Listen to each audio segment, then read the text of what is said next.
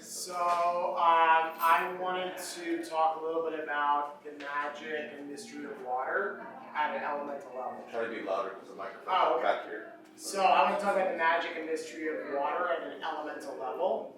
And if you can imagine, all the water in the ecosystem has been the same water since the beginning of time. And it's passed through the mountains and the rocks and the rivers and the valleys, all to us, and we're absorbing it. So the intelligence at what a shamanic level would talk about would be that all of these entities, all these rocks, all these trees, all these mountains are living spirits, and they contain information and wisdom. So we have access to that. And I think at a level of our own inner nature, we're in this interesting crossroads, where as humans, we're starting to add technology and AI. However, we have all this massive amount of intelligence within us already, and we're sort of bypassing that, and we're just looking for the next thing. And I think it's very interesting from my own research and work with water directly as a healing modality that there's a remembrance. Like the water, and I believe all the elements are, because we are all the elements ultimately, and we are a majority of water. So what can we learn from these elements? And our emotions represent these elements. And I don't think we necessarily even understand our emotions. So we're angry or we're depressed or whatever emotion we have, and what's the solution in modern medicine? It's like, take a pill. I've been speaking with a neuropsychologist, and people were coming to him with depression and anxiety and mental health issues. And he was prescribing a 75-minute flotation therapy sessions. And what happened was, people had PTSD when their bodies were, so you're basically, when you have PTSD, you're living your past trauma in the present moment. So you're in a hyper-exaggerated state, and you're going around at a frequency level, and you're emanating that. But when which makes sense because you don't want to recreate the trauma, so you compensate. But when you're in a hyper-relaxed state and your brain is fully relaxed, like being in a flotation tank, the trauma comes back up, but you process it differently in your brain, and it rewires it, and it essentially heals it. So, I mean, something as basic, and we can go into other things, right, like fire, air, breath work, many somatic practices of like what could be done to heal trauma, what could be done to heal anxiety. A lot of mental health issues are free and accessible things. One example would be floating in the water and having that ability to put your body in a hyper-relaxed state that it maybe has never been in or hasn't been in years. Since the womb. Yeah, beautiful point. Another thing I find completely fascinating is how many times as an adult have you ever experienced a feeling of floating in the womb? It's like super rare, unless you've done like a Watsu or Agahara or Janzu therapy, or maybe a flotation tank. It's very rare. And it's actually one of the most beautiful feelings in the world. It's very blissful, it's a complete sense of oneness, you lose time, space, reality. And what I find is really fascinating, what I'm very passionate about, specifically the elemental power of water as a healing modality, is you could be a billionaire, you could be homeless, you could be anywhere in between, you could be a non-label, and have this miraculous experience of feeling like you're floating in a cosmic womb of oneness, and you don't have any worries, you don't have any fears, you don't have anything that's weighing you down, and you are fully interconnected with nature, which I think a lot of people go to psychedelic therapy for. And interestingly enough, I feel like we are psychedelic in our being, but how do we put ourselves in a psychedelic state? And sometimes there are practices to do that don't require consumption, consuming something outside of ourselves. So, this is just sort of like a little, and also what I find very beautiful is that all cultures since the beginning of time have used water ritualistically for healing. Indonesia, they have water priestesses and they do water cleansings to move the chakras, to move stuck energy. Christianity has baptisms, Native American has sweat lodges. to all restimulate the womb. So like we have all these rituals, they've already been inherited from the beginning of time. But I think in a modern culture, we're brought up, hyper-modernized, that we don't have access to them. So there's this sort of interesting crossroad, which I think you were talking about, which is like this old shamanic, indigenous way of like very deep interconnection to nature, and then this sort of hyper-computerized version of ourselves, which is like, sort of putting things that are very going faster, but people are just more stressed out. And the data you're talking about, it's just like, what's like, Lynn Twist is a great author. She has a book called The Soul of Money. She talks about sufficiency. And I've been meditating on this. It's like, what's enough? Like, what is our sufficiency? Like, what is our level? And like, are we just chasing things and desiring things? And like, what actually brings us fulfillment and joy and satisfaction?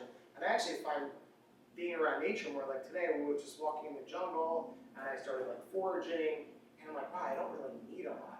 And every time I'm in nature, I don't like need stuff. But like when we're in a place where there's like pizza and this and that, it's like overstimulation. And it's like who's running the program? Are we even in charge of our own program? Or are we just like sort of our spirit gets hijacked and we don't even know what's like driving our operating system? So I just think it's an interesting thing how like maybe as a community, we can support each other and like, I also feel like there's a space right now where we're coming into, which is like, there's a lot of fear in the news, there's a lot of fear in the media, and ultimately, which is cliche, but like love, like can we be doing more acts of love, more offerings of love, and doing things from a place of love that then could hopefully grow and grow and grow and then combat the fear, because we're up against, I believe, a lot of fear, and some might say, well, whatever you perceive is true, but yet, I think a lot of the driving social media and general media is promoting elements of fear that we don't even realize our spirits and souls are inheriting, and then we're reactionary to that fear. So, I just think it's an interesting thing of like, what do we even know about ourselves at a basic level as humans? And now we're at this sort of interesting crossroads of like, there's like a study with these kids, Neuralink, this thing that puts in a computer chip. And so they say to these kids who are like 9, 10, 11 years old, like, hey, do you want to be able to play World of Warcraft or Doom without having to plug in the thing because you have the chip in your brain? And the kids are like, yeah, that's awesome. I want to do that. And so, like it's sort of, this is like where there's this like dance of where things are sort of heading. But I think it's really beautiful that we have all these other like healing practices and people that are really leading from the heart and wanting to make these things more accessible to the world. So I think it's both scary and exciting at the same time. Yeah, maybe the simulation is where we're already neuralinked.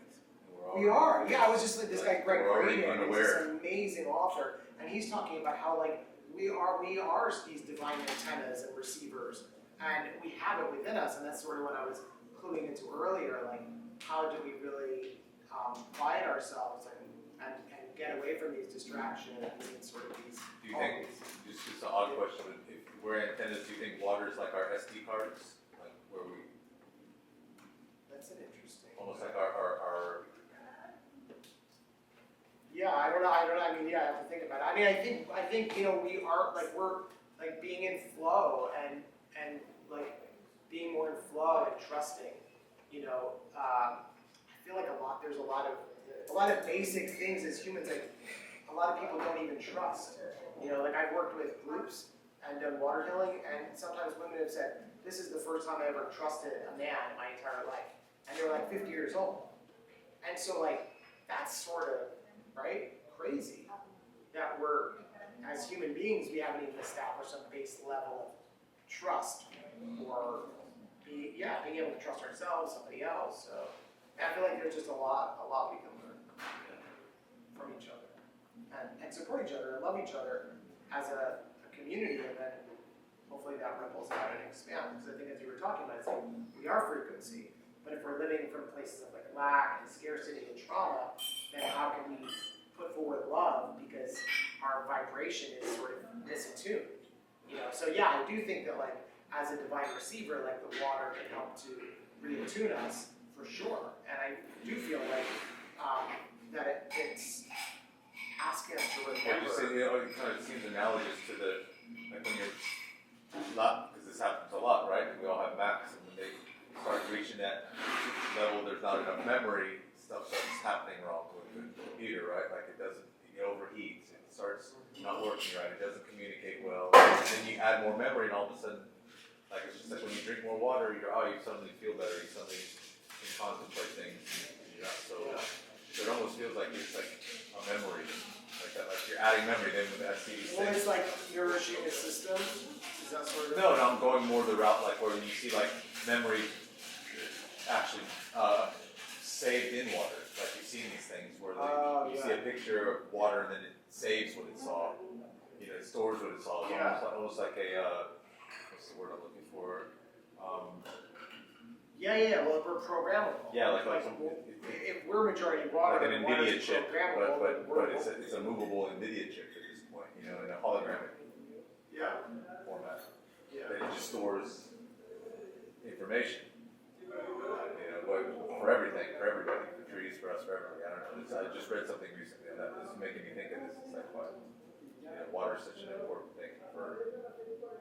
It's like if we're majority water and water is programmable, then we're programmable. So our thoughts program our reality, but we don't realize that how to control our thoughts and our mind, right? So it's imprinting on the water. I'll do some more research on that. Yeah, but I think like the last thing I would say is also like this concept of like well-being, like what is that? And like I think we've lived the last 100 years has been more about like individualization, individual consumption, and then status. And so, but it's like if you look at the root word of well, and it's from wheel, which means like a wheel, all the spokes are working, and that's where like the word wealth came from. Like your health is your wealth. And so, but we see a lot of people who have like a lot of wealth, but they don't have a lot of health, and so there's somewhat of a disconnect between that. And then also at like the level someone was talking about, like with indigenous people, wealth was communal. It only in the last 100 years became individual. So about like wealth being like something that was applied to you as an individual, it was about your whole community. It was about how healthy the whole community was. It's not like I have corn, we have corn. Well, it's like the health of the whole community. So it's like if the whole community is thriving, then that means things are healthy. But if 2 people out of 100 are not thriving, then that would mean that actually the community's sick. So yeah. Stuff on my mind and heart, so thank you for listening. I have a question. Yeah. What do you think about like structured water, and what is the importance of like what we're drinking every day?